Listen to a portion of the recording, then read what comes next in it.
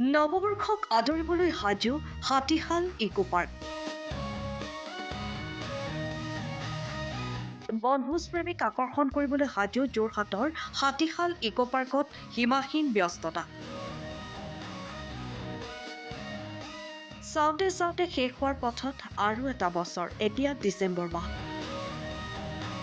বছৰটোক বিদায় আৰু নতুন বৰ্ষক আদৰণি জনাবলৈ বহুজনে ইতিমধ্যে বহু পৰিকল্পনা সাজু কৰি তুলিছে। বিশেষকৈ প্ৰকৃতিৰ সেউজীয়া ভূমিৰ পাহাৰীয়া নাইবা নদ নদী ভৰা এক স্থানত নিজৰ নিজৰ পৰিয়াল বন্ধু বান্ধৱৰ সৈতে এসাঁজ খাবলৈও সাজু হৈছে সকলো। বনভোজ প্ৰেমীৰ লগতে ক্ৰমাৎ সাজু হৈ উঠিছে বনভোজস্থলীসমূহো। ৰাজ্যৰ কিছু কিছু স্থানৰ লগতে টিয়কৰ জাঁজি, ককিলা, ব্ৰহ্মপুত্ৰ নদীৰ সংগমস্থলী হাতীশালৰ নৈসৰ্গিক পৰিৱেশত স্থাপিত হাতীশালত ইকো পাৰ্কত এতিয়া বাঢ়িছেই ব্যস্ততা। এই পাৰ্কৰ পৰিৱেশ আকৰ্ষিত কৰিবলৈ সাজু হৈ পৰিছে বনভোজ প্ৰেমীক। বিগত বছৰৰ দৰে এইবাৰো অঞ্চলটোৰ একাংশ উদ্যমী যুৱকে হাতীশাল ইকো পাৰ্কখন সজাই পৰাই তুলিছে, যাক লৈ ব্যস্ততাৰ যেন অন্ত নাই অঞ্চলটোৰ বহু উদ্যমী যুৱকৰ। উল্লেখযোগ্য যে দূৰ দূৰণিৰ পৰা অহা ৰাইজৰ সুবিধাৰ্থে কেৱল প্ৰাকৃতিক সম্পদেৰে অতি সুন্দৰকৈ পৰিকল্পিতভাৱে সজাই পৰাই তোলা হৈছে হাতীশাল ইকো পাৰ্কখন। কেৱল ব্যৱসায় ভিত্তিক নহয়, বছৰৰ আন মাহকেইটাতো এদল যুৱকে উক্ত স্থানৰ সাৰুৱা ভূমিত বিভিন্ন বাম খেতি বাতি কৰি স্বাৱলম্বিতাৰ পথ সুগম কৰিছে।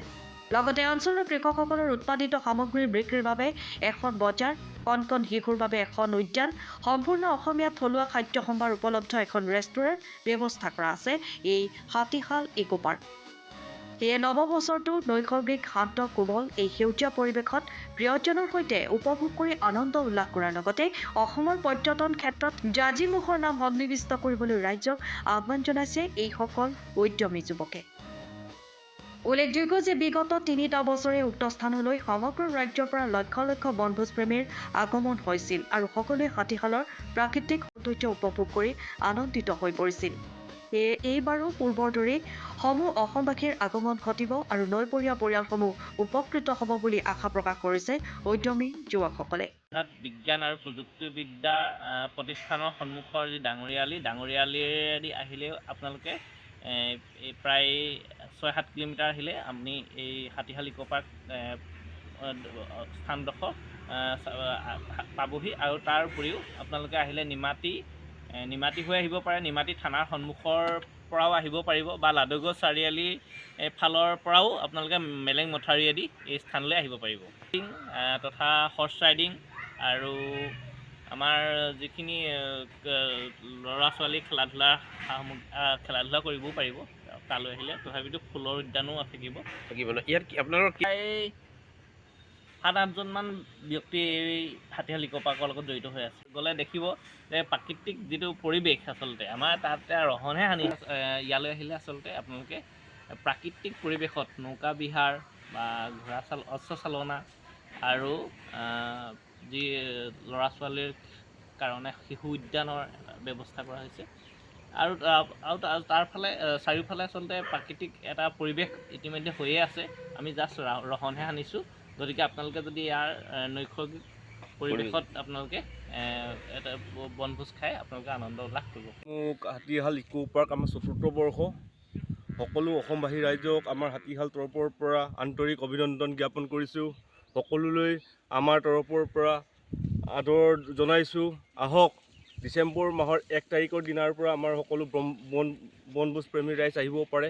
সকলোলৈ আমি আদৰ সন্মান জনালোঁ। সকলোৱে আহক, আমাৰ হাতীশাল ইকো পাৰ্কখন ধুনীয়াকৈ বনভোজ কৰি যাব পাৰিব। প্ৰায়ভাগ আমাৰ শাক পাচলি আৰু ৰবি শস্য বিষয় আৰু অন্যান্য ঘেঁহু, মটৰ আৰু আপোনাৰ সৰিয়হৰ কাৰণে বিখ্যাত। ইয়াত নাই কমেও এতিয়ালৈকে মাটিমাহৰ বেছি কাৰ্যসূচী চলি আছে। মাটিমাহ ৰাইজে চপাইছে, খেতি চপাইছে আৰু সৰিয়হৰ কাৰণে প্ৰস্তুতি চলাই আছে। বিভাগৰ পৰা আমাক বীজ বিতৰণ কৰে আমাৰ কৃষকসকলক আৰু পিছলৈ আৰু আমাক দিম বুলি সহায় সহযোগ কৰিম বুলি তেওঁলোকে আশ্বাস দিছে। আমি হাতীশালটো আমি সকলো ভাল পাইছোঁ। অসমৰ পৰা আমাৰ ডিব্ৰুগড়, তিনিচুকীয়া, গুৱাহাটীৰ পৰা আহিছে। সকলোৱে আমাক আদৰ কৰিছে, সন্মান কৰিছে। আমাৰ ইয়ালৈ হাতীশালক ভাল পাইছে। আকৌ হাতীশাল ৰাইজ, আমাৰ ইয়াৰ বনপ্ৰেমী ৰাইজক যেনেকৈ ভাল পাই আহিছে তেনেকৈ সকলোৱে আহক মই আদৰেৰে অনুৰোধ জনাইছোঁ। ইয়াৰ পৰা যিখন দলং মাজুলীৰ সংযোগী দলং হৈ আছে এই দলংখন আমাৰ ওচৰতে, আমাৰ পৰা বেছি দূৰ নহয়, 2 কিলোমিটাৰ আঁতৰত আমাৰ এই দলংখন আছে। আমাৰ এই লাডৈগড় অহা যিটো ৰাস্তাটোৰ পৰা ফাট মেলি গৈছে, আমাৰ ওচৰতে। টিয়কৰ পৰা বিৰাজ বৰা ৰিপৰ্ট, টাইম অফ আছা। সময়ৰ খবৰ সময়ত পাবলৈ ফ'ল' কৰক টাইম অফ আছা।